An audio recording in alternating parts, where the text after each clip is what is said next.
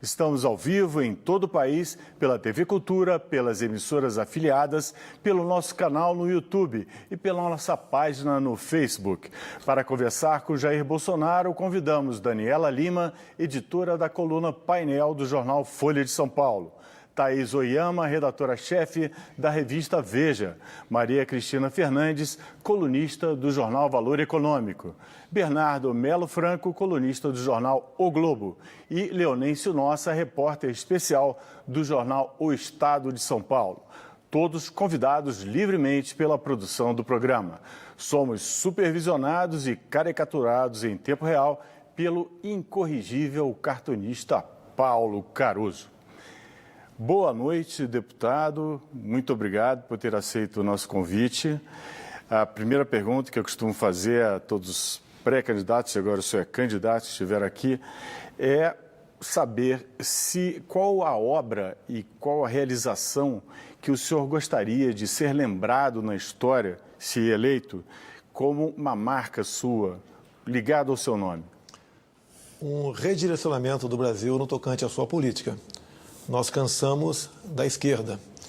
Queremos um Brasil liberal, que faça comércio com o mundo todo sem o viés ideológico, que respeite a família, bem como as crianças em sala de aula, que jogue pesado na questão da segurança pública para você exatamente proporcionar paz a todos, que você realmente implemente políticas que tire o Brasil dessa atual situação que se encontra. Valorize o homem do campo, jogue pesado contra o IMST e que se aprofunde o seu comércio, em especial com países melhores do que nós. Esse é o nosso sonho, a nossa vontade nessa batalha inicialmente. Agora, deputado, isso são ideias gerais para o seu governo. Eu gostaria de saber de uma obra, uma realização, como o Getúlio passou a história como autor da CLT, o Fernando Henrique como o Plano Real, como autor do Plano Real. Eu queria que o senhor dissesse um projeto, uma obra, uma realização que o senhor tem em mente, que gostaria que passasse para a história com o seu nome. Que a nossa economia realmente passasse a ser liberal. Esse é o nosso sonho. Vamos começar a nossa rodada aqui de perguntadores com a Maria Cristina Fernandes do Valor. Deputado, na votação do impeachment da ex-presidente Dilma Rousseff, o senhor fez uma homenagem ao coronel Carlos Alberto Brilhante Ustra. O coronel, como o senhor sabe, foi condenado no tribunal de segunda instância por tortura. Eu gostaria que o senhor definisse o que o senhor conhece por tortura, como o senhor definiria tortura e se o eleitor deve esperar que o senhor, eleito presidente da República, aceite a tortura como uma prática das forças policiais do Estado. Primeiro, de acordo com a nossa Constituição, ninguém poderá ser julgado, ninguém poderá ser declarado culpado sem uma sentença transitada em julgado. Isso não aconteceu no caso do coronel Carlos Alberto Brilhante Ustra. Nós abominamos a tortura. Tá? Agora, naquele momento, o mundo vivia, o Brasil em especial, um clima bastante complexo, a tal da Guerra Fria. Ou você pendia mais para os Estados Unidos ou mais para a União Soviética. E este pessoal que se diz torturado, alguns eu acho até que aconteceu alguma maldade com eles, mas em grande parte não. É uma política, uma forma de que eles usavam de dizer que eram torturados exatamente para conseguir indenizações, conseguir piedade para a população, conseguir votos e poder. Essa história não está bem contada na questão da tortura, porque só se lembra de um lado da história, o outro lado não. Se nós tivéssemos perdido a guerra naquele momento, hoje, com toda certeza, seríamos uma Cuba aqui nesses 8,5 milhões de quilômetros quadrados. Hoje, o Ministério Público Federal reabriu o caso Vladimir Herzog e o Brasil já foi condenado pela Corte Interamericana de Direitos Humanos por não ter punido a morte de Herzog. Como é que o senhor viu o Brasil sendo colocado novamente nessa questão, a exposição pública? Geralmente, esses órgãos têm um viés de esquerda. Vocês falam muito de Herzog, porque é um jornalista. Agora, o Regis Carvalho, por que não toca no assunto? Foi um jornalista, exatamente igual a Herzog. Vocês não tocam no assunto porque ele foi vitimado num carro-bomba patrocinado pela Ação Popular em 1966 no aeroporto de Guarapes, em Recife. E quem botou aquela bomba? A AP, Ação Popular, um dos integrantes da AP. Não vou dizer que estava lá. O senhor José Serra. Vamos botar o José Serra no banco dos réus.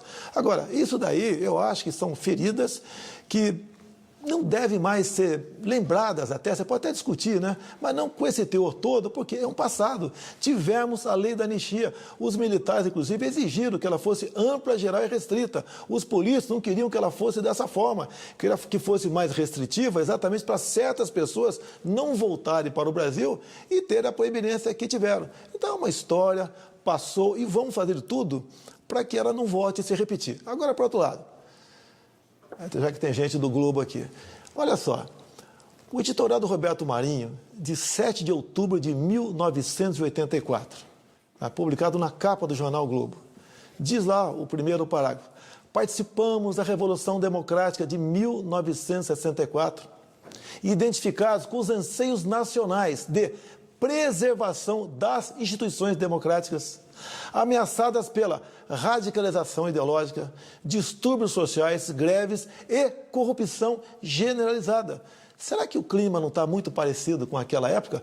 Quem nos salvará? Muitas instituições já fizeram meia-culpa pela participação e pelo apoio ao golpe de 64, deputado. Primeiro que não foi golpe. Né? Golpe é quando alguém mete o pé na porta e tira aquele cidadão de lá, ou executa, ou faz uma maldade qualquer.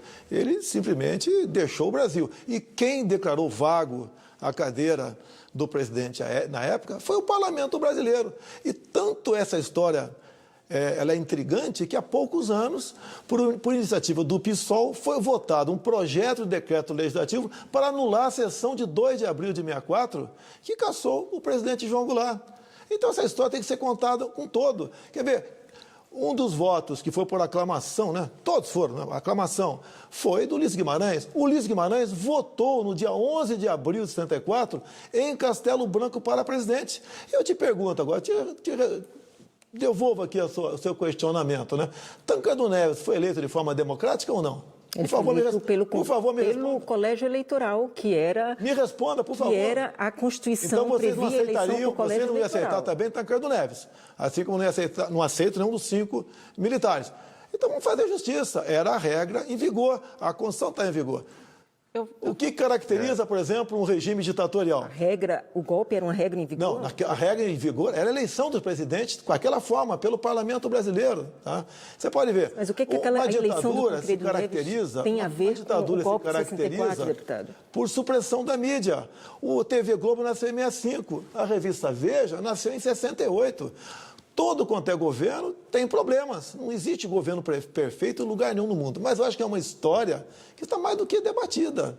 Tá ok? E é a minha opinião. Vamos passar para a Daniela. Eu, se fosse militar naquela época, teria feito a mesma coisa.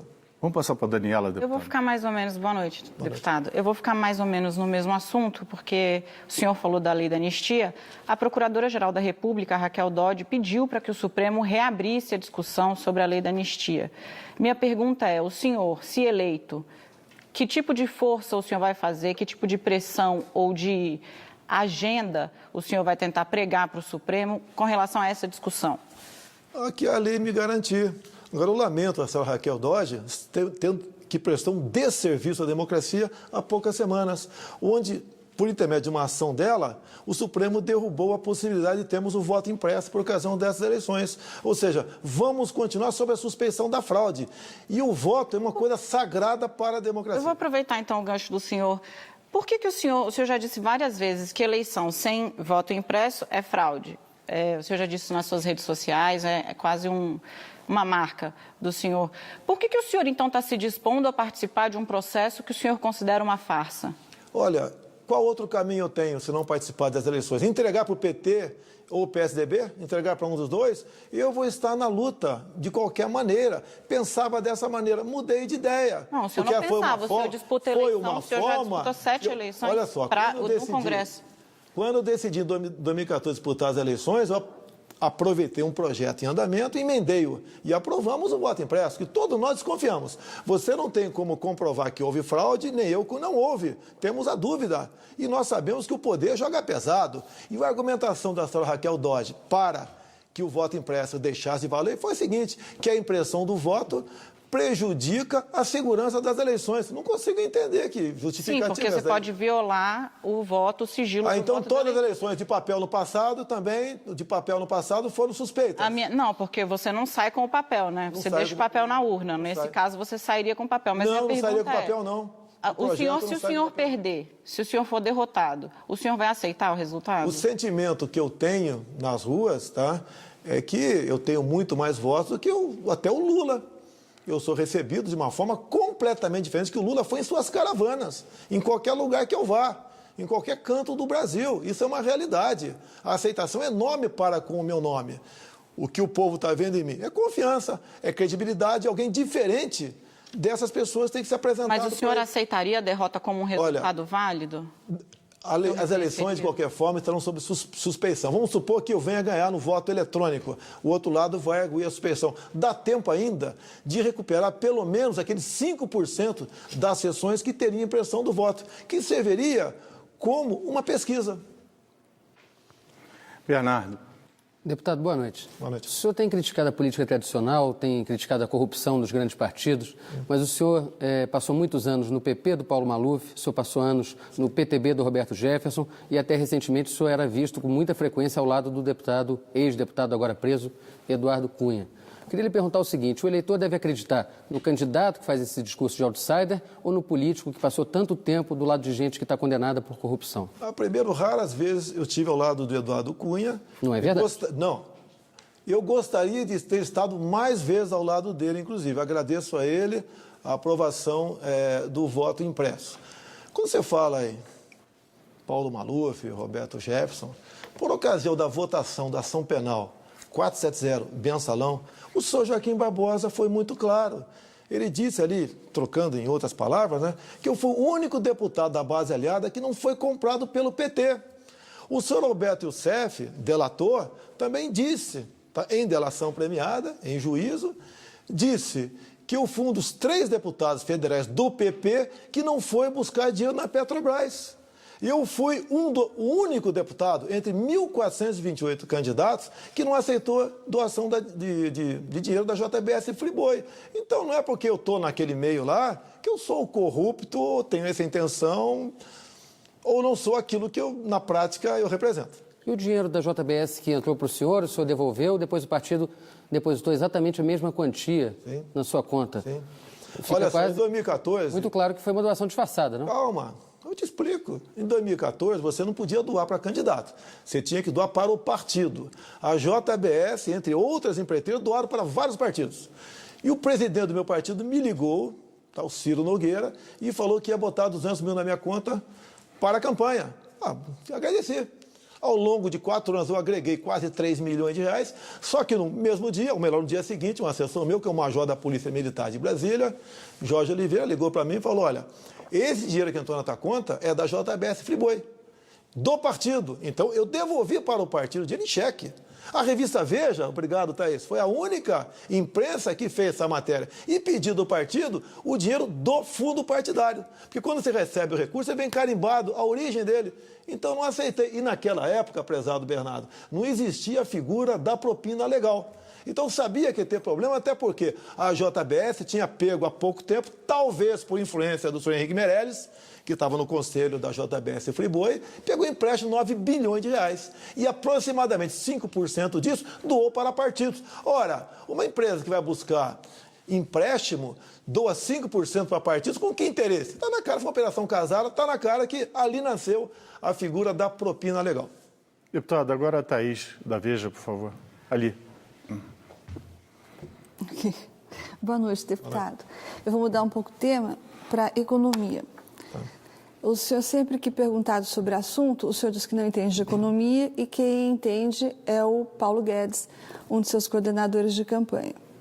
Mas aí, caso o senhor seja eleito, o presidente será o senhor e não o Paulo Guedes, evidentemente. Será o ministro, provavelmente. Mas E daí, se vocês brigarem e acabarem se divorciando, para usar uma metáfora que o senhor gosta de usar, como é que fica a política econômica? O senhor tem um plano B? Primeiro que eu duvido que poderá haver uma briga entre eu e o Paulo Guedes. Num primeiro momento, conversamos muito, tá?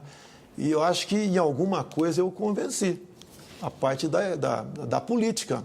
E ele, em grande parte, me influenciou no tocante à economia. Quantas vezes eu falei para ele, Paulo, tua proposta está maravilhosa, mas temos um filtro pela frente, chamado Câmara e Senado. E nós não queremos apresentar uma proposta que não vai ter chance de ser aprovada. Como, por exemplo, quando chegou essa primeira proposta da Previdência do Temer, né, / Meirelles, eu falei, não vai passar. E o Paulo Guedes falou, mas como? Tem que passar, Paulo, eu concordo contigo. Mas não vai passar por vários motivos. Entre outros, você está aí uma véspera de eleições. Tá? Outra coisa, quando você bota no papel os 65 logo de cara, de idade, a esquerda, como usou, dizendo que todo mundo ia se aposentar só depois de morto. Por coincidência, eu estava no Piauí quando essa proposta chegou. E eu peguei um atlas ali do IBGE e vi que a expectativa de vida no Piauí é de 69 anos de idade. Então, dá para você aprovar a reforma da Previdência. Você tem que realmente aprovar a reforma da Previdência, não necessariamente essa que está aí. Você pode aprová-la paulatinamente. Agora, não haverá. Até porque o Paulo Guedes é meu posto Ipiranga, eu tenho vários postos Ipiranga. Também está aqui presente o general Heleno, é meu posto Ipiranga nas Forças Armadas. Mas deixa está eu aqui só o Naban também, é meu posto pouquinho. Ipiranga na questão do agronegócio. Tá certo. Só para completar essa pergunta, o senhor então admite, o senhor tem um perfil bastante diferente, é como se um casal tivesse, não é, personalidades opostas. O senhor era até pouco tempo estatista e o senhor Paulo Guedes, um liberal conhecido, notório, de Chicago. Então, as possibilidades de que surjam faíscas não são pequenas, né? Um casamento, o senhor sabe como é. Não é assim alguma coisa tão fácil de levar. Então, eu repito, o senhor tem um plano B, caso isso aconteça? Não tenho plano B nesse caso, não. Né? Você pode ver a minha fama de estatizante, porque eu votei contra o Plano Real. Sim, votei contra o Plano Real. Os governos vinham de vários planos, né? Vários planos, cruzado, Collor, tinha tablitas, congelamento de preço, confio de poupança. Eu resolvi não votar favorável àquilo. Agora, por quê? Porque eu era, em 94, tá, que a MP que criou a URV é de 28 de fevereiro de 94.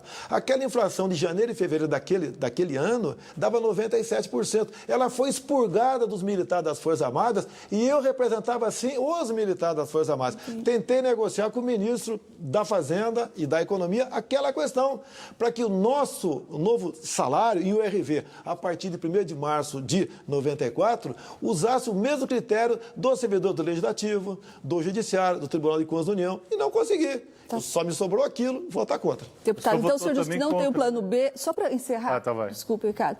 Então quer dizer que seus apoiadores têm que rezar para o senhor e o senhor Paulo Guedes se darem muito bem, o senhor Paulo Guedes continuar com saúde, porque do contrário não temos plano B. Para a tristeza da esquerda, dos estatizantes, nós não morreremos, não.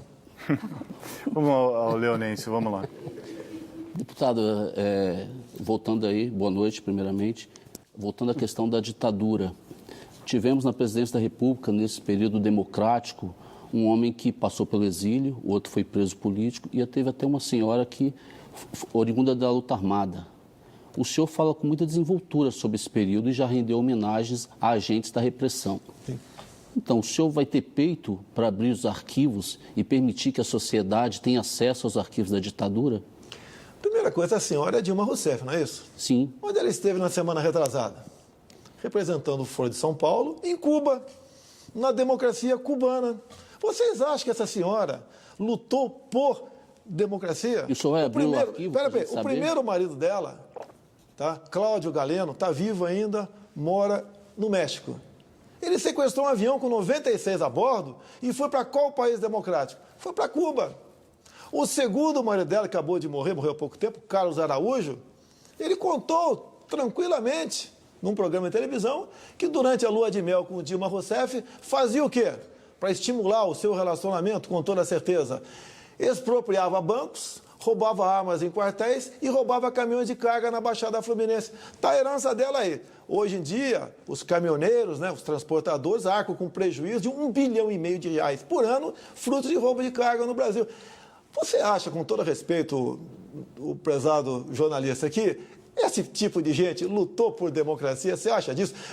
Quando Fidel Castro morreu, eu estava lá chorando aos prantos no túmulo daquele homem que matou tanta gente. Você acha que eles lutaram por democracia de verdade? Então, se eleito, o senhor vai abrir os arquivos para a gente saber dessa história? Não tem mais arquivo nenhum. Tem sim, tá? tem sim.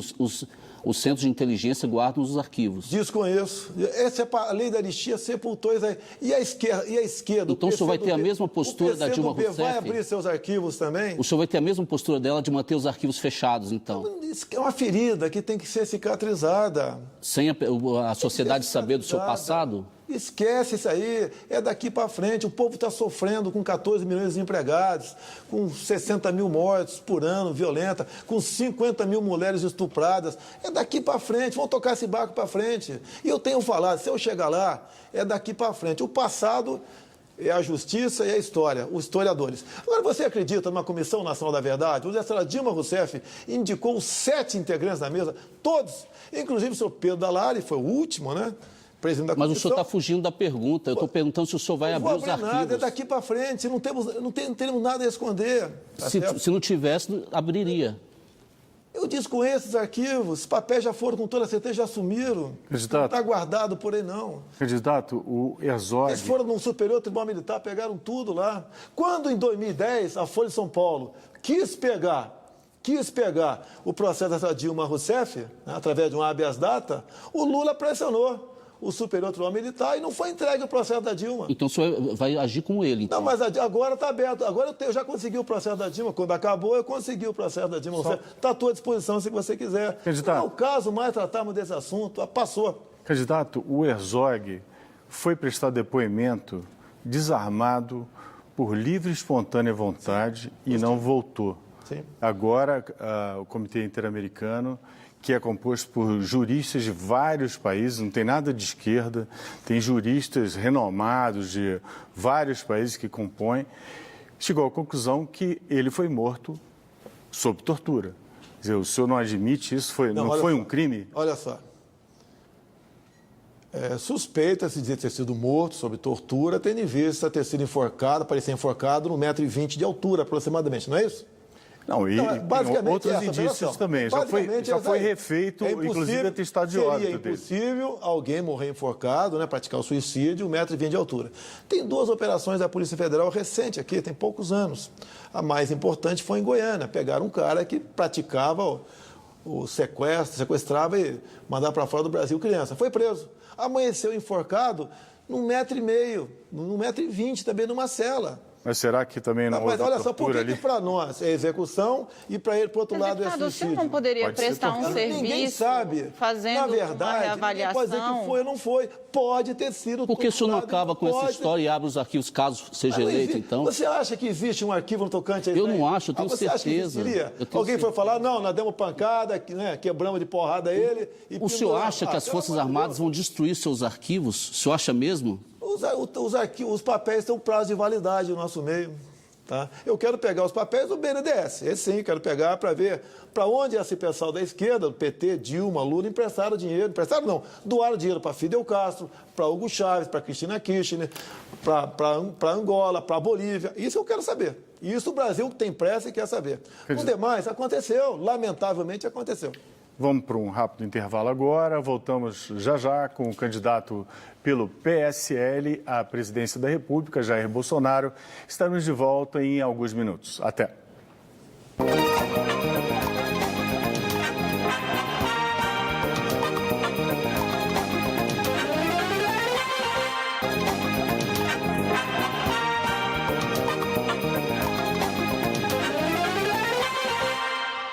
Estamos de volta ao vivo com o candidato Jair Bolsonaro.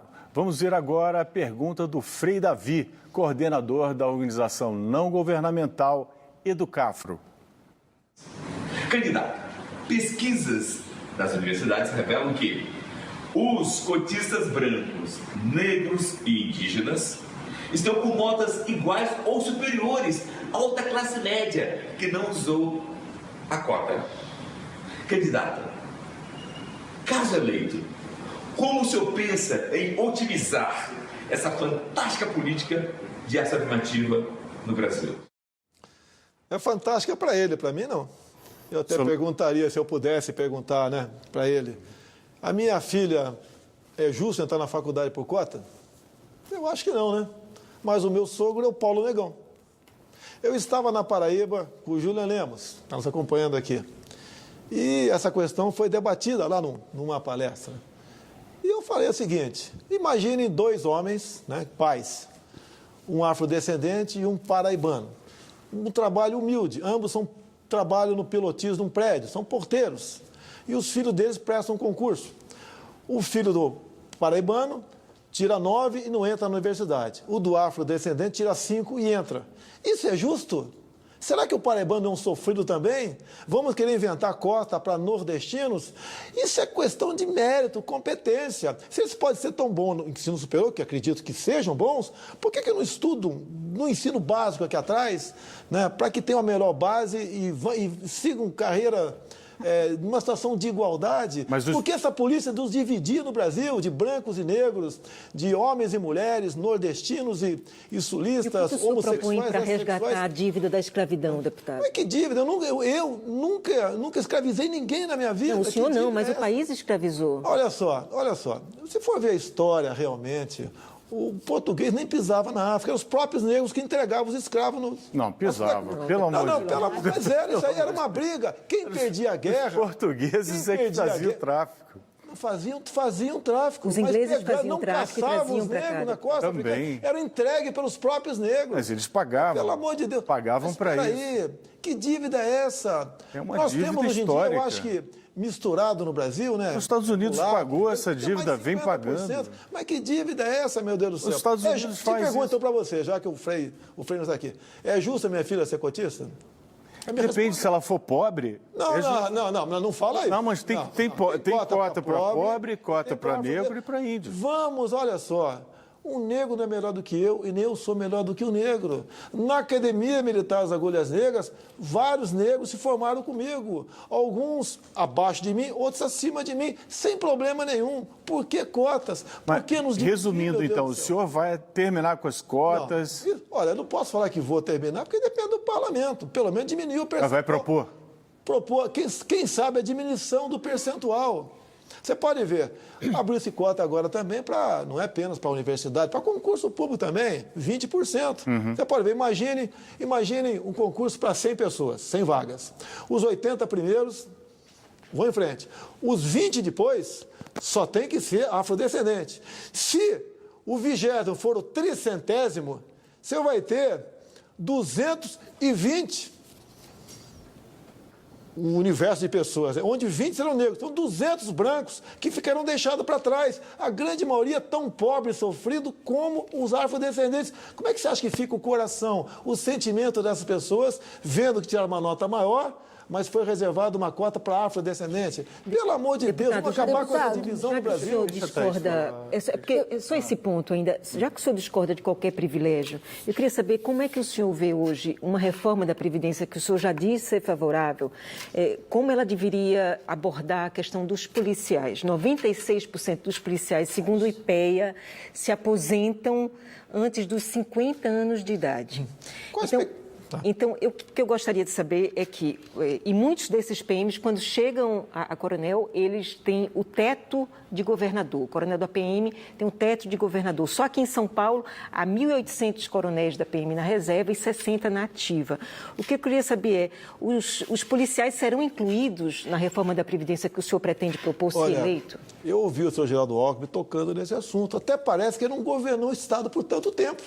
Agora que ele é candidato, ele toca no assunto. Ele já foi corrigido, não existe mais. No passado, o policial, em especial os coronéis, incorporava uma gratificação de gabinete. Não existe mais isso aí, acabou isso aí. Outra coisa, na primeira proposta do Temer, da reforma da Previdência, vinha o policial também com 65 anos de idade. Eu te pergunto, ele vai estar do lado dele com um fuzil ou com uma muleta? E outra coisa, pega a expectativa de vida do policial militar do Rio de Janeiro, do Brasil todo, né? Mas pega do Rio de Janeiro, onde mais se matam policiais, está muitíssimo abaixo de 60 anos de idade. Há uma diferença. A questão das Forças Armadas, você poderia até perguntar, também é diferente. Você pode modificar, alterar propor correções para todas as categorias. Mas vamos olhar. Então, o senhor vai caso a manter os caso. privilégios dos policiais? Não é privilégio. Não é privilégio. Tá? Nós, militares, temos hora para chegar, não temos para sair. Nós não temos fundo de garantia, não temos fundo de garantia, não temos hora extra. Não temos direito a fazer greve. Imagina o policial fazendo greve. O que aconteceria no tocante à segurança? Mas fizeram o senhor... Ou integrante das Forças Armadas fazendo greve. Como é que seria a situação? São pessoas, categorias diferentes. Deputado, não ali na Thaís, que a Thaís Era pediu só para retomar aquele assunto que não foi terminado. Eu queria só lembrar que, apesar das suas negativas, hoje mesmo o jornal suíço, o Tribune de Geneve, disse que chamou o senhor de homofóbico, misógino e racista. E disse que o senhor chamou o senhor de o Trump brasileiro. Sabemos que o Trump é para o senhor alguém que o senhor admira, e eu gostaria de saber o que o senhor tem, na sua opinião, em comum com o presidente americano e no que o senhor difere dele. Olha só, primeiro, se eu sou racista, eu tinha que estar preso. Eu não tenho imunidade. Se eu ofender um afrodescendente agora, impedir de entrar no elevador, tá? Isso é crime de racismo, tem que ser preso mesmo sendo deputado federal. O senhor já foi Então, denunciado criminalmente, deputado. São calúnias, isso aí, nada mais além disso, calúnias, como uma questão de homofóbico. A minha briga é contra o material escolar. Você sabe, Thaís, se eu sou homossexual ou não? Você não sabe, nem eu sei se você é, também, ou aqui também, não sei, não interessa para nós. Não pode o pai chegar em casa, encontrar o Joãozinho de 6 anos de idade, brincando de boneca, por influência da escola. Por que eu sou misógino? Por que eu não gosto de mulher? Essa é a imagem que o jornal suíço tem do senhor. Mas a imprensa quase toda de esquerda no mundo, o Trump sofreu muito com isso, são os fake news. Então, sobre o Trump brasileiro, o que o senhor diria? O que o Trump sofreu durante a campanha dele, as prévias, eu já vinha sofrendo há 3 anos aqui na mídia brasileira, tá? E ele venceu tudo isso aí e está fazendo um excelente governo no seu país. Diminuiu a carga tributária, resgatou emprego, tá? O brasileiro que está lá, inclusive, está tendo orgulho, eu tenho contato com brasileiros, o que está acontecendo. Não podemos continuar nessa social-democracia aqui no Brasil. O que o senhor tem em comum com ele? No que diferiria? Não sei, ele que é a América grande, eu quero o Brasil grande. Ele fala em Deus, eu também falo em Deus. Deputado, ele defende a família, eu também defendo a família. O senhor está falando em Brasil grande agora, que o senhor acabou de dizer que não era estatizante, está defendendo o Brasil grande? O Brasil grande é igual a América grande. Ué, qual a diferença? Eu usei o mesmo adjetivo. América grande e Brasil grande. Mas em alguns discursos o senhor tem se referido ao Brasil grande dos militares, né? Naquela época, nós passamos... Que era estatizante. Mas era uma outra época. Quem construiria Itaipu Binacional? Tu acha que a iniciativa privada construiria? Tinha que ser o poder público, não tinha outro caminho. Construiu mais de 20 hidrelétricos no Brasil. Rasgamos estradas no Brasil todo, um avanço enorme no Brasil, tá certo? Então não podia ter outra forma. Lógico, acho que abusaram da questão das estatizações, até o próprio Geisel abusou no tocante disso aí. Agora, quando entregou para os civis, o que aconteceu? Mantiveram as estatais e serviu para quê? Foco de corrupção. Por que quase 30 anos depois do fim do período militar, né, não se resolveu esse assunto? A questão das privatizações que, no meu entender, grande parte das estatais tem que ser privatizada, até por a sua ineficiência. Mas na época, deputado, não tinha liberdade de imprensa para saber se tinha corrupção ou não na construção de Itaipu, né? Vamos lá. Em outros lugares. Com todo respeito, Ricardo Lessa, só acho que com a tal da Comissão da Verdade, se os militares tivessem enriquecido, não teriam ido para cima da gente? Mas nós tivemos teriam ido para cima da gente. Nós tivemos agora um almirante, condenado a 43 anos de prisão. Oi? Nós tivemos agora um almirante condenado a 43 anos de prisão. Foi numa auditoria lá na questão nuclear. Sim, tem que condenar o cara, pisou na bola, condena. Pegou 30 anos por causa de uma consultoria, melhor dizendo. Então farda não é atestado de idoneidade. Inclusive, pelo que tudo indica, né? Tem que ser punido? Tem. Mas foi excessiva, no caso dele, por causa de uma consultoria, 30 anos de cadeia, mais tempo maior do que o Sérgio Cabral. Mas não vou entrar no mérito. Pisou na bola, não vou defender. Agora, esse almirante, pelo que eu sei dele, né, é um profundo conhecimento em física nuclear. Ele mexe numa vírgula, numa forma, numa chave, num colchete e acha a solução do problema. Não precisava ter feito isso. Agora, a consultoria, não sei se a filha dele fez a consultoria ou não, se ele que fez para a filha, não sei. Deputado. Mas existe corrupção também no nosso meio, não vou dizer que não. Nós não somos incorruptíveis. De vez em quando acontece, a gente pega no quartel ali um coronel, um capitão, um cabo, um sargento, acontece, pô. Agora, é infinitamente menor a incidência de corrupção em nosso meio do que no meio que está aí, esse político que está aí. Que é um meio Deputado, menor, Daniela né? ali do outro lado. Deputado, eu vou voltar aqui para a questão dos privilégios que a Maria Cristina falou. O senhor defendeu o recebimento de auxílio moradia e, recentemente, numa palestra na CNI, o senhor indicou que cogitaria ou analisaria a incorporação, aumentar o teto do funcionamento, o teto do servidor público, dos salários, para poder incorporar benefícios que depois seriam extintos. Hoje, o senhor postou um vídeo do Paulo Guedes, economista Paulo Guedes, seu futuro ministro da Fazenda já anunciado, o senhor disse, se vencer a eleição, em que ele critica pesadamente tanto o tamanho da folha de pagamento, quanto o custo que essa folha tem para a Previdência. É um vídeo longo, o senhor postou, imagino que o senhor tenha visto. Onde é que está aí explorando até uma questão que a Thaís colocou, onde está a coerência? É o senhor que acha que dá para incorporar um privilégio para tentar suprir, digamos, a categoria que está no 1% mais rico da população, que são esses servidores que ganham muito dinheiro? Eu tenho que buscar o consenso em alguma coisa. Se for no ferro e fogo, não vou chegar a lugar nenhum. Tem uma quantidade considerável de pessoas que estão na política, outros que estão aqui fora, estão aposentados.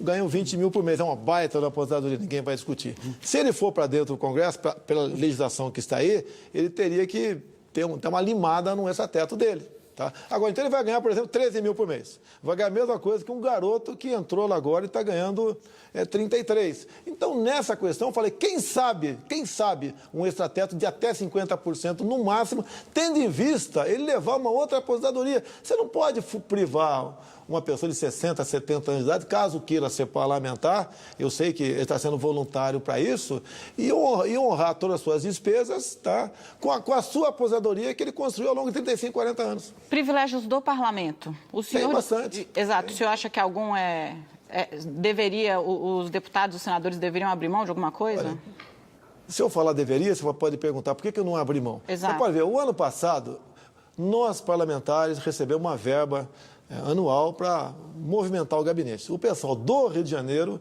recebe aproximadamente 400... Recebe não, tem direito a gastar até 400 mil reais. Pô, entra na internet, faz a pesquisa, e eu gastei um pouco... Devolvi? Não gastei quase 200 mil reais. Eu economizei quase 200 mil. A Folha fez uma reportagem, o senhor ficou... falou bastante sobre isso na internet, um pouco irritado. Eu vou retomar aqui, aí o senhor pode explicar novamente. Mas o senhor recebeu auxílio moradia... Tendo um imóvel, sim. Esse dinheiro, por exemplo, não é um dinheiro que o senhor poderia não ter usado? Olha só, se o senhor tem a sua casa, não só a sua casa, o senhor tem vários imóveis. O que diz a legislação da Câmara, tá certo? Você pode morar num imóvel funcional, um apartamento de 200 metros quadrados mais ou menos, e não recebe auxílio moradia. Você aluga uma casa, vai morar num hotel, apresenta a nota e sem problema. E a terceira hipótese, que é minha, é legal. Não é legal, mas é moral, essa é a pergunta. Espera aí. Eu te pergunto, você recebe com pessoa física ou pessoa jurídica? Eu sou... Não. O jornalista recebe como ré com pessoa jurídica. Não é o meu então, caso. Não, tudo bem, pode ser teu caso. Mas é imoral para vocês da imprensa também. É imoral também, no mesmo raciocínio. Vocês pagam menos imposto de renda.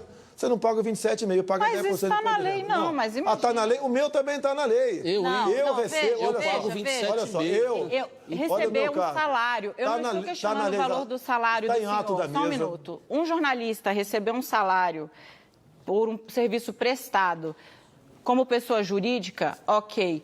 Eu não estou questionando o salário do senhor, eu estou questionando um privilégio. Não, mas ninguém aqui recebe auxílio moradia, nem auxílio paletó, nem auxílio verba indenizatória. Ninguém aqui tem combustível pago pelo Estado. O senhor tem. Olha só, essa verba o senhor não precisava. Calma, eu não gastei 200 mil dos 400 que podia gastar. Como é que eu posso pagar passageiro com o meu salário?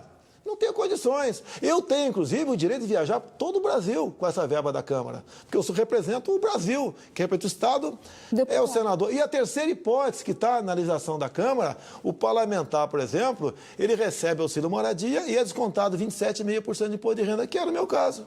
Posso fazer uma pergunta? Não, olha, se eu tivesse infringido a legislação, o MP estaria em cima de mim, pode ter certeza, no tocante a isso aí. Deputado, só um esclarecimento da sua resposta anterior. O senhor disse que se fosse racista, o senhor estaria preso. Mas o senhor não disse para o telespectador que o senhor já foi denunciado pela Procuradora-Geral da República por crime de racismo. O senhor vai responder essa denúncia no Supremo Tribunal Federal, eventualmente pode ser absolvido, eventualmente pode ser condenado. Agora, o que eu queria lhe perguntar é o seguinte... responder essa daí. Pois não. A denúncia lá, acima de mim, se você mandar uma cartinha para o MP, falando qualquer coisa, vão me investigar. Eu sou um cara de... Eu não tenho imunidade parlamentar. Você acha que a PGR denuncia qualquer pessoa da minha parte, uma cartinha? Qualquer carta anônima, eu já respondi processo por carta anônima junto ao Supremo Tribunal Federal. O senhor falou, o senhor ofendeu os quilombolas. Tá? Quem ofendia? Você já foi num quilombola? Duvido. Eu sou candidato. Eu fui lá, a pessoa que eu me referi, conheço a pessoa, ela com toda certeza, se esse processo for avante, vai testemunhar a meu favor. Poxa, me referi a um cara assim que ele pesava 8 arroba, falei isso. Pode ser minha equipe, exagerei? Pode ter exagerado, mas eu costumo fazer esse tipo de brincadeira com qualquer um e fazem comigo também. Agora, eu não vi maldade nisso. Isso não é o racismo, você impedir um afrodescendente de fazer alguma coisa. Você não promover, o capitão não promover um negro, por exemplo, a cabo, só porque... Isso que é racismo. Você acha que a ofensa não é racismo? Não, isso não é racismo. Isso que a senhora Raquel Dodge entregou não é racismo. É a mesma coisa da questão que eu recebo de... O quilombola mais leve pesava não sei quantas arrobas, né, que é uma medida que se usa para... Então vamos revogar. Eu podia falar 1/8 de tonelada também. Qual o problema? Na brincadeira. Se você vê meu semblante, brincando. Brincadeira. Pode ser uma brincadeira infeliz? Pode, mas isso não é racismo, pelo amor de Deus. Deputado, o senhor não me deixou concluir a pergunta. Eu queria saber o seguinte. O senhor está no 7º mandato de deputado federal. Sim. O senhor, durante esse tempo todo, desempenhou suas funções de parlamentar. Uma das mais importantes é votar o orçamento, fiscalizar o uso do dinheiro público pelo governo federal.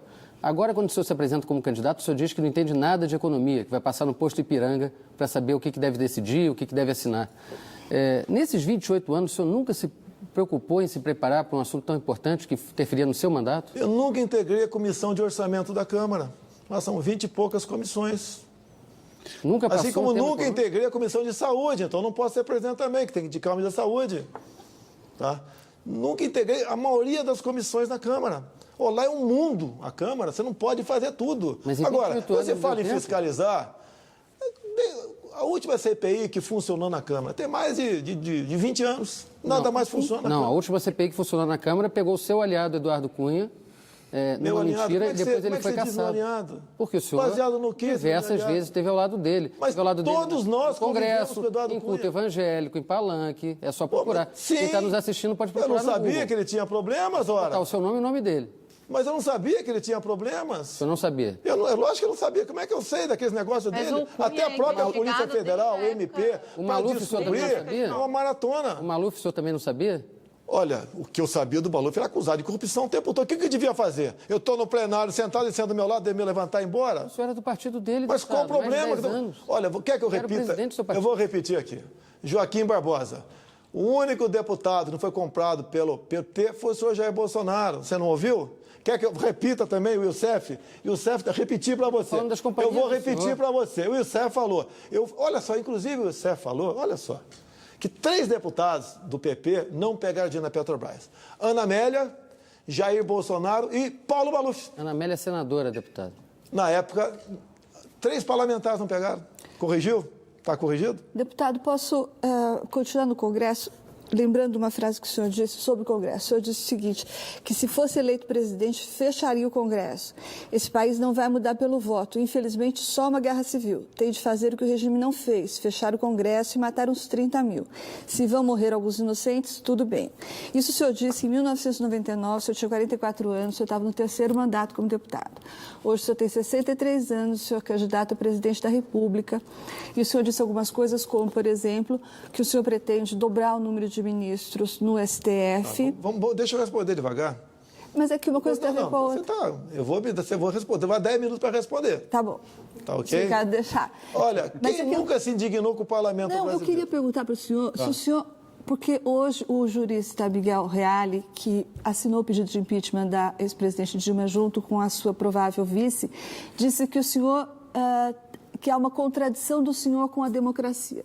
Por tudo isso que o senhor disse no passado e especialmente por isso que o senhor disse a respeito do STF. Por isso que eu queria fazer a pergunta inteira. Tem 20 anos que eu falei isso. O senhor se considera um democrata? Sim, tem 20 anos que eu falei isso.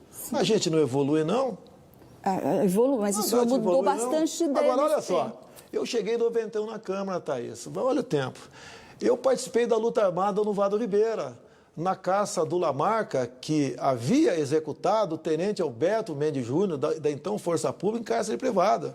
Esse grupo do Lamarca era o mesmo grupo da Dilma Rousseff. Eu era um elemento marcado quando eu cheguei em Brasília. E teve muita pancadaria lá. E quantas vezes eu respondi, tá, de forma violenta, como eu respondi. Matar 30 mil foi tocante a um caso com o Fernando Henrique Cardoso. Mas o senhor muda de ideia, deputado. O senhor votou no Lula em 2006, por exemplo? 2006? 2002. Era ele e o José Serra. O senhor já elogiou o regime do Hugo Chávez, por exemplo, em 99. Depois o senhor disse que queria ser visto da Aécio. Não, nunca disse 2014. isso. Nunca disse isso. Só foi São Paulo inventou isso daí. Não foi, não. Eu não tinha força para ser vice dele. O senhor disse até nenhum. Seria uma grande honra. Eu era um ilustre desconhecido do baixo clero. Hugo Chávez foi em 99. Ele falava contra a ditadura cubana. Ele elogiava os Estados Unidos. Então, mas e são depois mudou. de ideia. O senhor não acha que o seu eleitor tem direito de falar, mas ele muda muito de ideia, radicalmente. Não. Quem mudou foi o Hugo Chávez, não foi eu. Eu me indignei com o Congresso, com muita gente, por várias vezes, fica indignado com o Congresso. Quem não está indignado com o Congresso agora é que vai gastar 1 bilhão e 700 milhões com campanha. Não tem dinheiro para a saúde, para a educação, mas para fazer politicagem, tem recurso. Deputado, quem é que não está indignado com o parlamento, com esse monstruoso fundo partidário, para reeleger os mesmos que quase nada fizeram pelo Brasil? Eu nem vou passar para o próximo. A gente vai para um rápido intervalo agora e voltamos num instantinho com o candidato à presidência, Jair Bolsonaro. Não saia daí rapidinho. Até.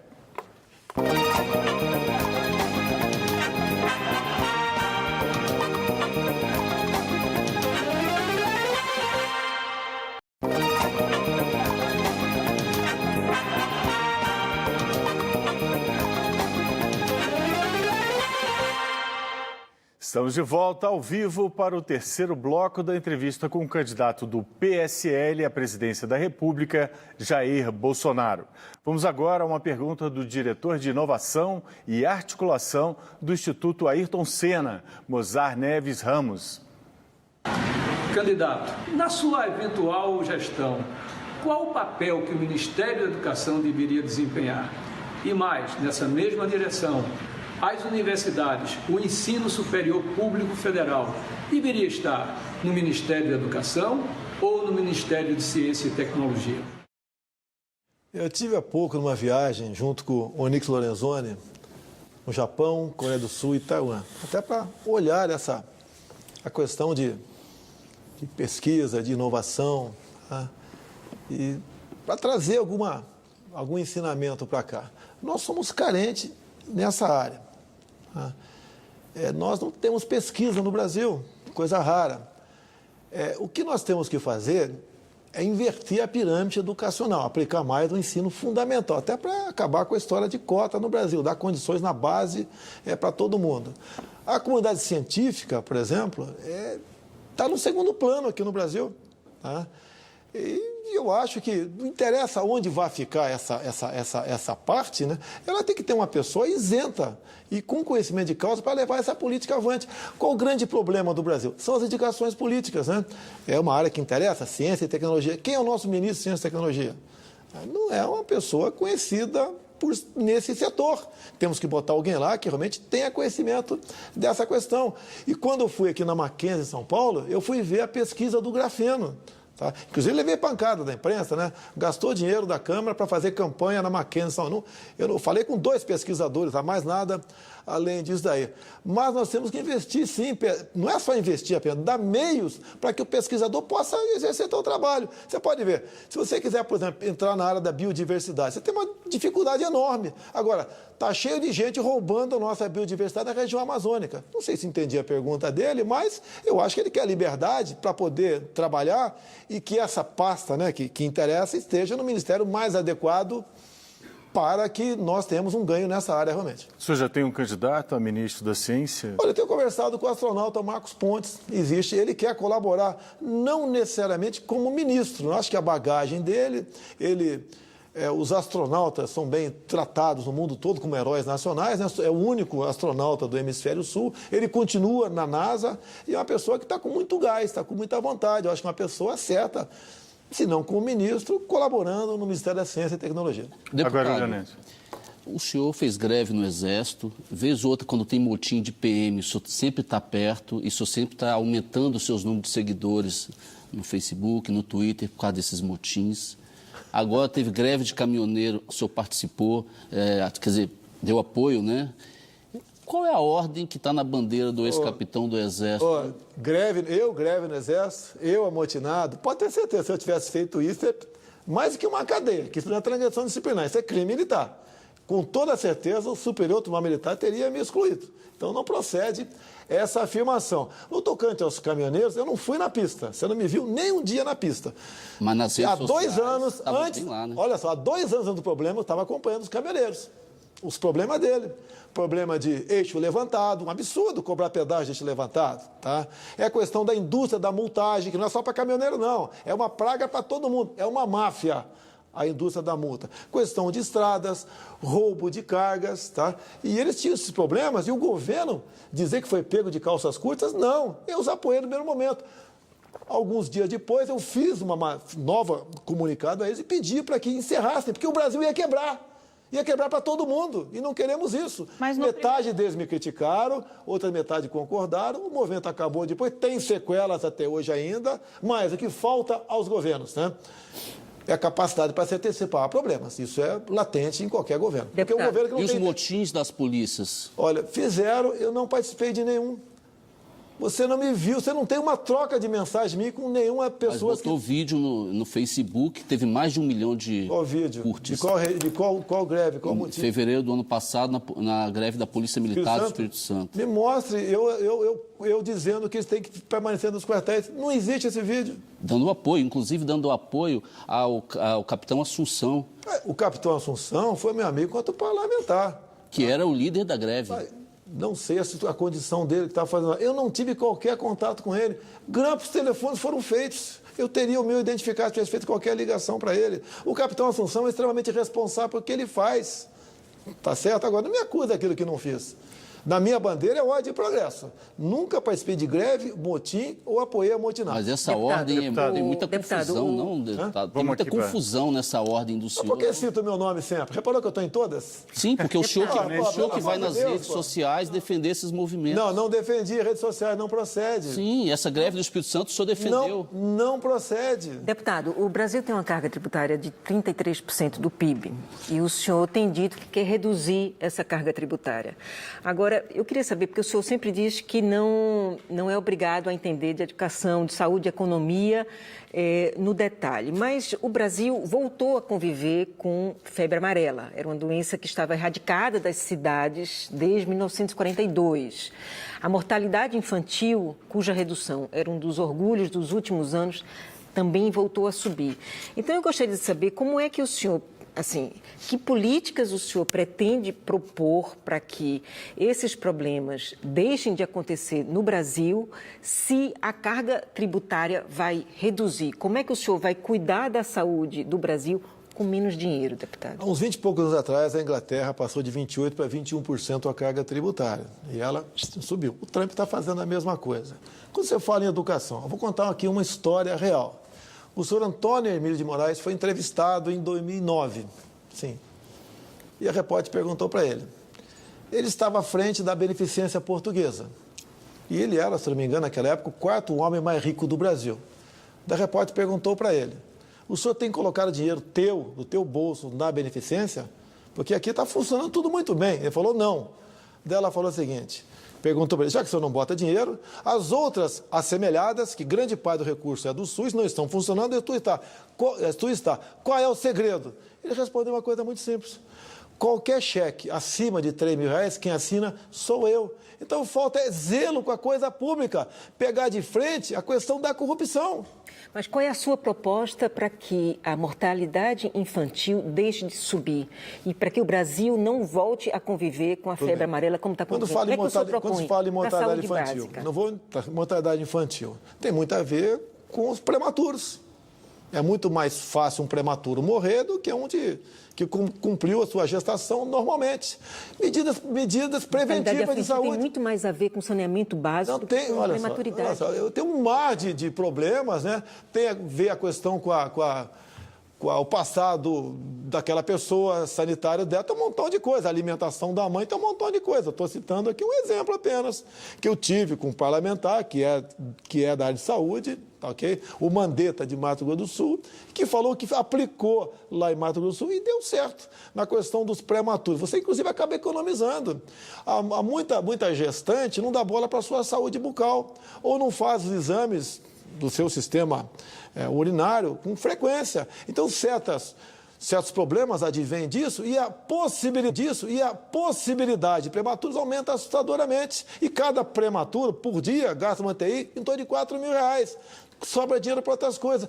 É para jogar na prevenção. Agora, eu vou dar a missão, e nem preciso falar que vou dar a missão, né? Quem for para o Ministério da Saúde, ele tem que realmente cuidar da saúde e não da doença prioritariamente. Deputado, como vai fazer isso reduzindo sobre a sua... Não, olha só, se você reduzir, o que acontece? Não só a Inglaterra, você vai conjugar isso daí também, com desburocratização, desregulamentação, que é o inferno a vida de quem quer empreender no Brasil. Quem está em sã consciência, quem quer ser patrão no Brasil? Em sã consciência. Eu estou falando de saúde, deputado. Não, mas espera, você fala economia. Como é que vai reduzir impostos e vai atender a economia? Eu estou falando. Mas a economia, se você, por exemplo, aumentar o número de empregos no Brasil, a tendência de alguém procurar hospital diminui. Deputado, vamos por ali para a Thaís, que ela tem uma pergunta sobre a sua especialidade. O senhor falou recentemente numa reunião num banco de investimentos, falando especificamente sobre aquela situação dos 200 traficantes que fugiram da Rocinha. Aí o senhor disse... Não, o da Rocinha foi da primeira UPP lá na... Faz de conta que foi a Rocinha, vai. Foi a Rocinha. Aí o senhor disse que se o caso estivesse nas suas mãos, que o senhor usaria o seguinte método, que o senhor distribuiria panfletos por helicópteros, dizendo que os bandidos se rendessem em 6 horas. E caso eles não se rendessem em 6 horas, aí o senhor me mandava metralhar tudo.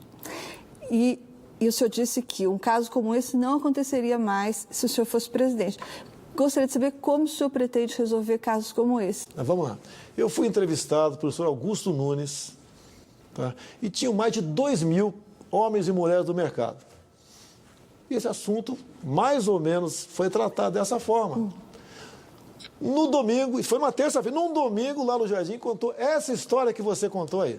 Então, se eu tivesse falado uma barbaridade dessa, com toda a mídia presente, para mais de 2.000 pessoas, no mesmo dia, eu não seria bombardeado nas mídias sociais? Mas eu estou falando sobre a carta que a sua assessoria mandou. Mas eu tenho que explicar que eu não vou metralhar a Rocinha. Não, mas o senhor não disse isso na sua carta.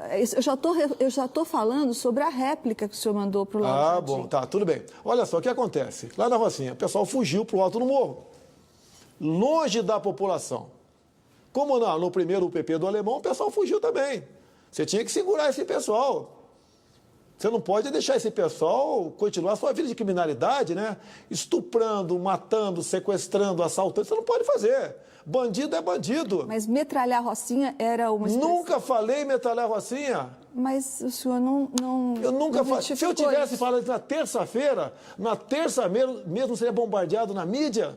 Agora, e no dia seguinte, nos jornais, o Lauro Jardim botou no outro domingo essa mentira. Não, o que o senhor disse para o Lauro Jardim, para fazer justiça ao Lauro Jardim, deputado, o senhor disse o seguinte, que o senhor tinha dito isso no contexto daqueles traficantes que tinham fugido. Foi isso que dizia a nota que a sua assessoria mandou para ele. O senhor não negava que o senhor tinha dito isso. Talvez a sua assessoria tenha errado. Foge para um canto, longe da população, fortemente armados.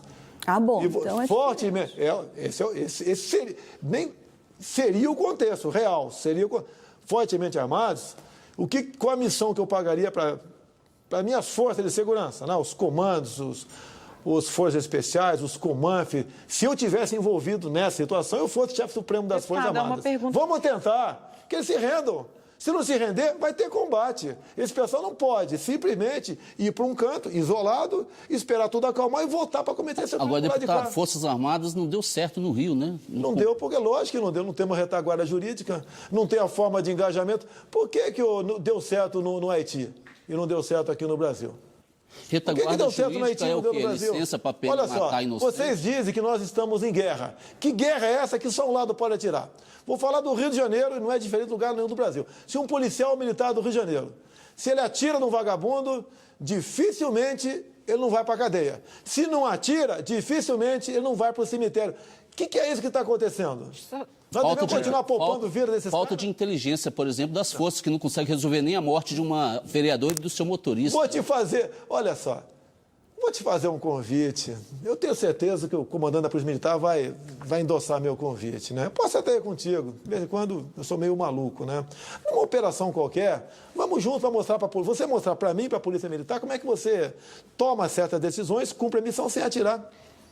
A questão de inteligência, olha, meu Deus do céu, não é tão fácil assim, não. Os caras lá em cima não têm inteligência, não. Mete fogo para baixo e que se exploda o mundo. Se o senhor for eleito, o senhor vai sustar a intervenção federal no Rio? Essa intervenção que está aí, eu não colocaria em prática. Eu pediria no Congresso... Termina em dezembro, né? Não vai ter. Se eu tiver, não vai ter. Até porque não está resolvendo nada. Olha só, eu acho que todo mundo aqui tem alguém que prestou serviço militar obrigatório. Quem que é esse garoto que está prestando, que prestou ou que está engajado? Tem 20 anos de idade. Ele torce para o Flamengo, para o Vasco, ele vai na praia, tem sua namorada, tem seus sonhos. Esse cara está com esse garoto, jovem garoto, está lá agora nessa força de segurança do Rio de Janeiro. Há um entreveiro, troca de tiro. Há um ricochete, morre um inocente. É justo você pegar esse garoto que o Estado botou um fuzil no peito dele e submetê-lo a uma auditoria militar para ser condenado a 12, 30 anos de cadeia, o mesmo para o policial militar? É justo isso? Não é justo para nenhum dos dois. O Estado tem que ser, o chefe tem que ter responsabilidade. O comandante da missão dá os meios e é responsável por tudo que acontece ou deixa de acontecer. Você está tratando com gente com um fuzil, que mata inocentes rindo o tempo todo. Nem carro blindado adianta você ter mais no Rio, porque o cara vai de fuzil. E a blindagem não pega tiro de fuzil. Você quer continuar tratando esses caras com direitos humanos? Então o que o senhor faria? Olha, se o Congresso me der o excludente de ilicitude, pode ter certeza, você nem precisa das forças federais lá. O nosso próprio policial militar e policial civil dá conta dessa questão. Então não precisa nem de... Não, você não vai matar, não. Você deixa ele atirar em você, ele pode dar uma florzinha nele, tá ok? Resolver o problema. Deputado, vamos sair para o próximo, para o intervalo, e a gente volta daqui a pouquinho com o candidato do PSL à presidência da República, Jair Bolsonaro. Voltamos num ótimo.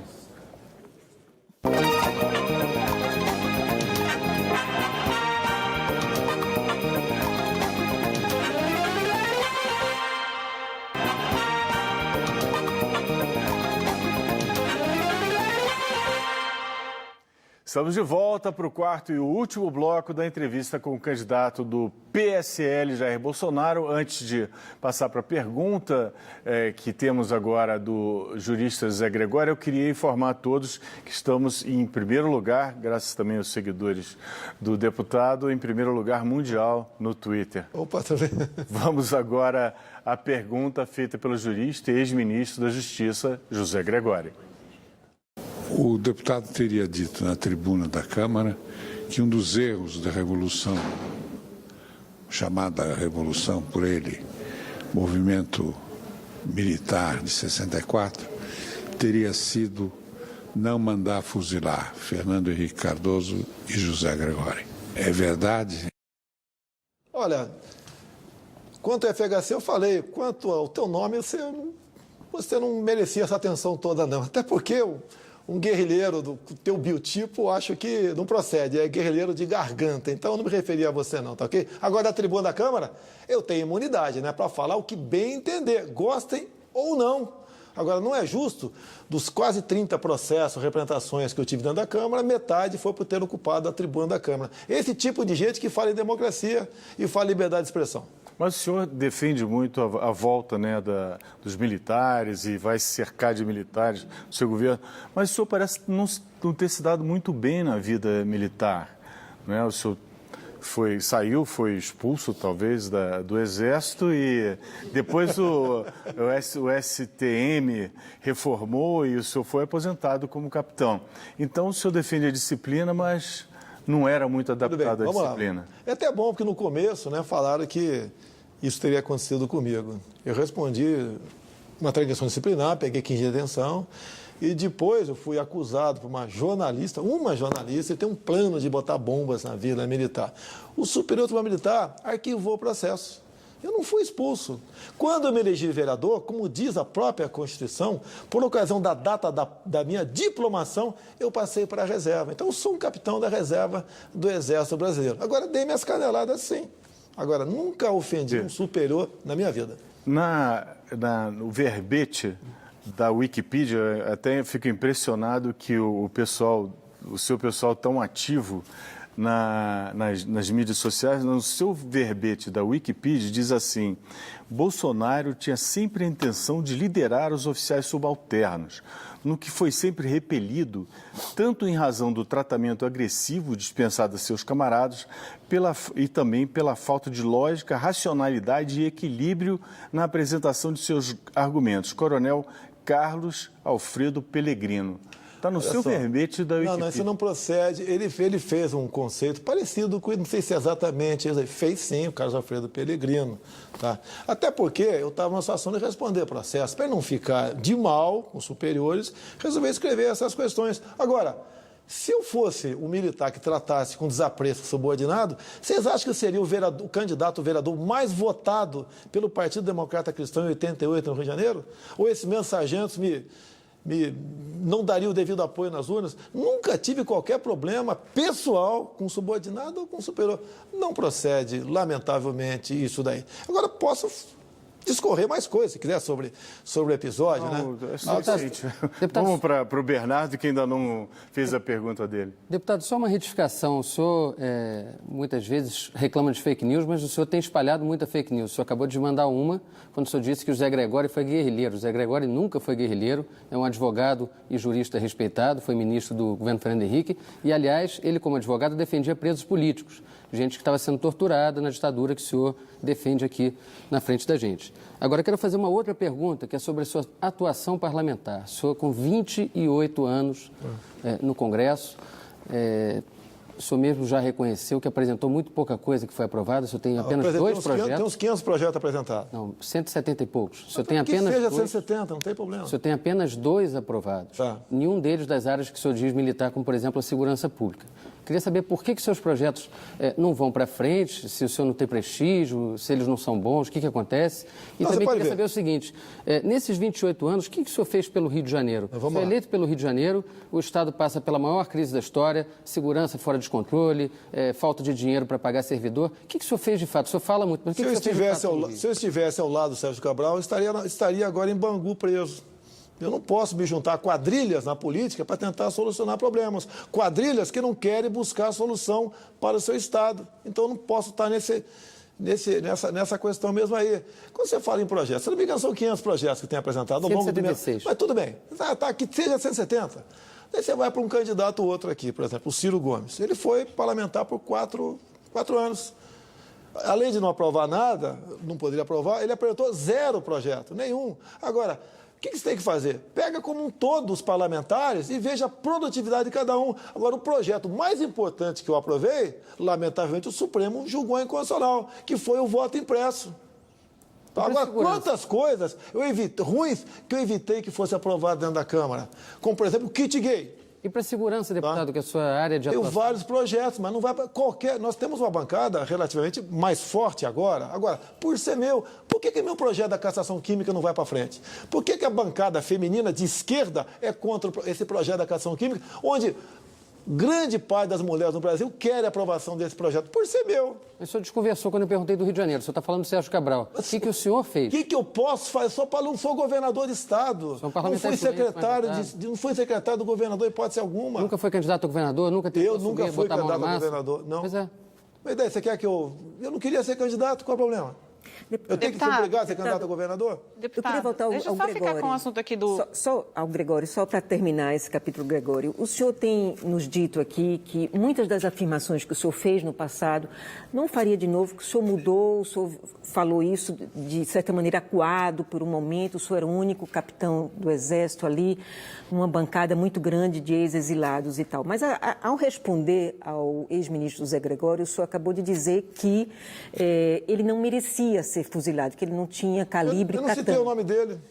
Ele não merecia ser fuzilado porque ele não tinha calibre para tanto. Foi o mesmo argumento que o senhor usou para dizer que a deputada Maria do Rosário não merecia ser estuprada. O eleitor deve realmente acreditar que o senhor mudou em relação a essas opiniões mais extremadas que o senhor olha só, já questão exibiu. Maria do Rosário começou em 2003.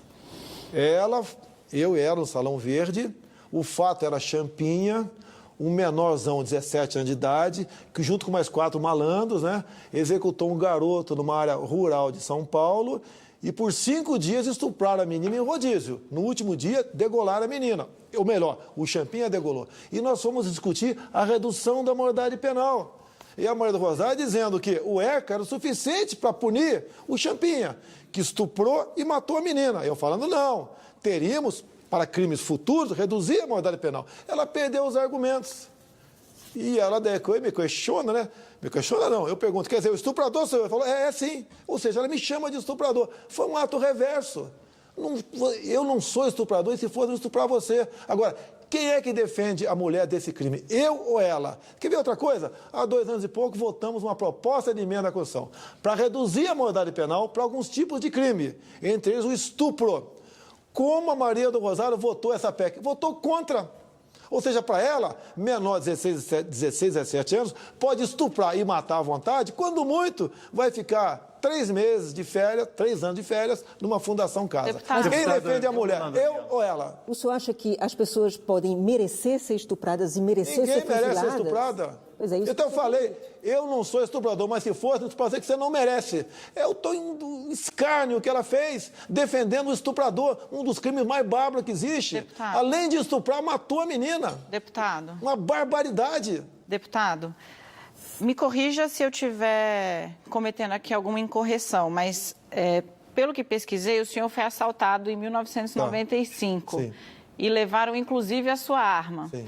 Uma das bandeiras, digamos assim, né, tem muito apelo e muito apoio em uma parcela significativa da sociedade, é a disposição que o senhor tem de facilitar o porte de armas.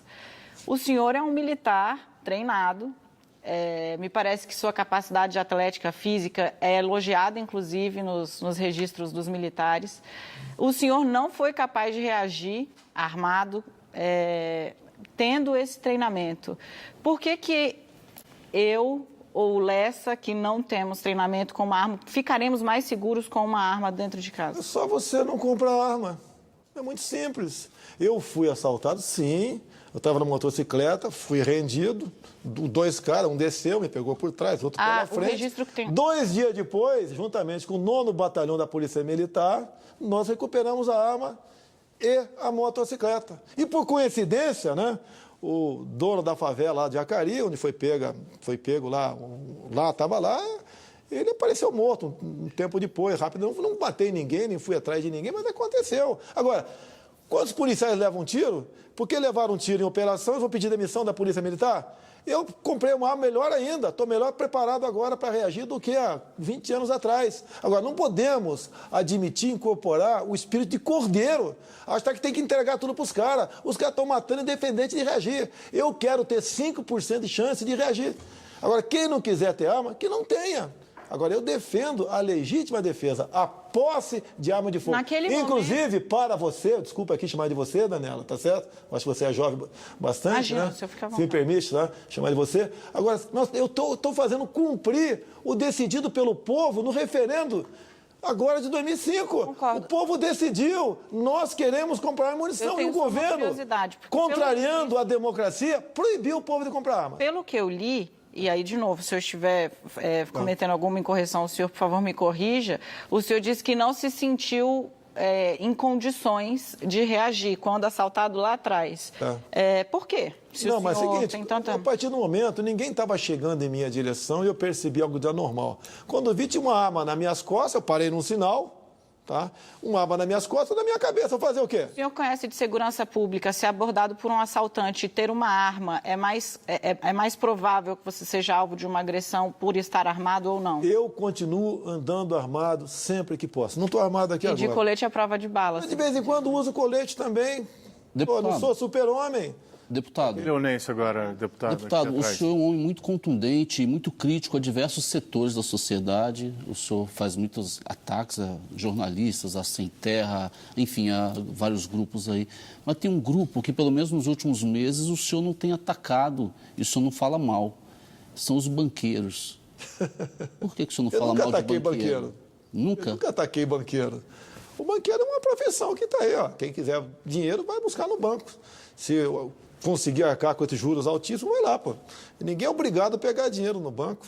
Porque agora, quando você fala em Sem Terra, esse pessoal, os integrantes do MST são bandidos. As ações deles têm que ser tipificadas como terrorismo. Agora, na questão do campo, o senhor percorreu o interior do Brasil, tem percorrido pelo menos nos últimos 3 anos.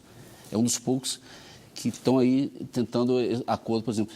O senhor sabe da pujança, por exemplo, do agronegócio. Tá. O senhor sabe também da mecanização nas lavouras. Tá. E o senhor sabe também do desemprego no setor rural. Só em maio agora, segundo o IBGE, foram 254 mil postos de trabalho a menos. Como o senhor vai resolver o problema do desemprego no campo? Olha só, eu falei agora há pouco aqui que é difícil ser patrão no Brasil. Eu podia ter uma microempresa comigo no Rio. Dadas as condições, né, que existe na lei, você é estimulado para isso. Eu acho que no campo, até a CLT, tinha que ser diferente. O homem do campo não pode parar no carnaval, sábado, domingo e feriado. A planta ali vai estragar, tem que colher. E fica oneroso demais, tá certo? Para o homem do campo observar essas folgas nessas datas, como existe a questão da área urbana, poxa. Agora, agregue-se a tudo isso, né, a dificuldade, são as multagens excessivas por parte do IBAMA e ICMBio. Mas não é isso que está reduzindo emprego. Não, reduzindo emprego é mecanização, é tecnologia. Ué, e aí, como resolver esse problema? Como resolver? Dar emprego para essas pessoas. Essas pessoas têm que ser treinadas para fazer outra coisa, porque o campo, eles estão sendo substituídos pelas máquinas. Lembra, há pouco não, 10, 15 anos atrás, tinha uma questão dos boia fria, nos canaviais, todo mundo achava um absurdo, também eu achava um absurdo. Só que quando veio a máquina para colher cana, e cada máquina substitui aproximadamente 300 trabalhadores, o pessoal me fez a mesma pergunta que você está fazendo aqui agora. Olha, nós temos que estar preparados para uma alternativa. Qual? Se você apresentar como repórter, tu acha que a tua profissão vai declinar, você tem que se preparar para fazer outra coisa, poxa.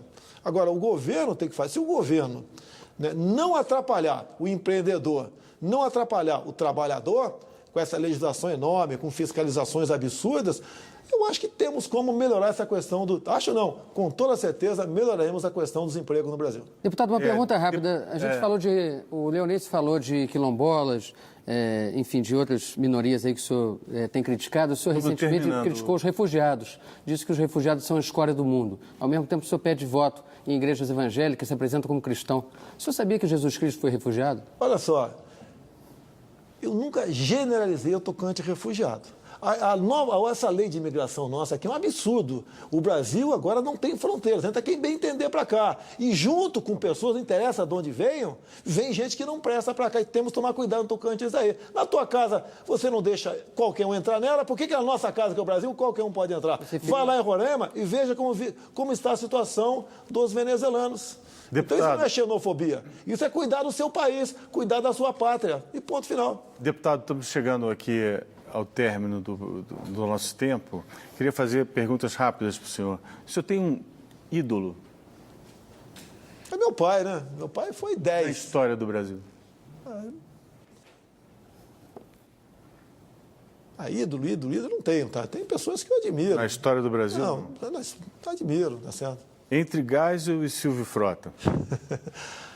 Apesar do Geisel ter me criticado no livro dele, né?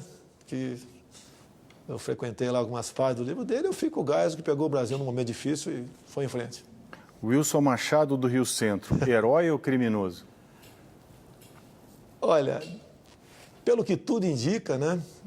Ele não estava fazendo o seu papel corretamente lá, pelo que tudo indica, tá ok? E o Mandela, o que o senhor acha dele? Você tem que ver o passado dele também. Não é isso que se pinta hoje em dia. E aí? O senhor desconfia, então. Seu livro de cabeceira? Verdade Sufocada. Verdade de qual autor? O autor? É uma história real do Brasil.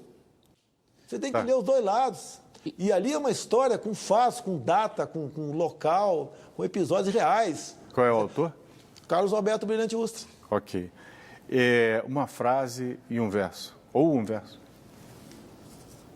E conhecereis a verdade, e a verdade vos libertará. João 8,32. E qual é o seu sonho?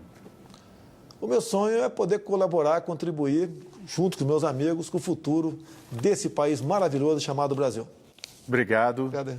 Estamos chegando ao final de mais esta edição do Roda Viva. Agradeço a participação de Daniela Lima, Thaís Oyama, Maria Cristina Fernandes, Leonêncio Nossa, Bernardo Melo Franco e do nosso cartunista Paulo Caruso. Agradeço também a você que nos acompanhou até agora, especialmente ao Jair Bolsonaro, e espero vocês na próxima segunda-feira com um debate sobre nossa série dos presidenciáveis. Boa noite, boa semana, até lá.